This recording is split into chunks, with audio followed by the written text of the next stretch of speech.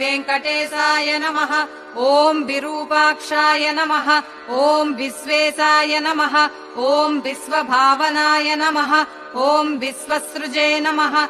ॐ विश्वसंहर्त्रे नमः। ॐ विश्वप्राणाय नमः। ॐ विराड्वपुषे नमः। ॐ शेषाद्रिनिलयाय नमः। ॐ अशेषभक्तदुःखप्रणाशनाय नमः।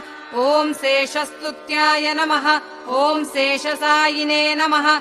ॐ विशेषज्ञाय नमः। ॐ विभवे नमः। ॐ स्वभुवे नमः। ॐ विष्णवे नमः। ॐ जिष्णवे नमः। ॐ वर्धिष्णवे नमः। ॐ उत्सहिष्णवे नमः। ॐ सहिष्णुकाय नमः। ॐ भ्राजिष्णवे नमः। ॐ ग्रसिष्णवे नमः। ॐ वर्तिष्णवे नमः। ॐ भरिष्णुकाय नमः। ॐ कालयन्त्रे नमः। ॐ कालगोप्त्रे नमः। ॐ कालाय नमः। ॐ कालान्तकाय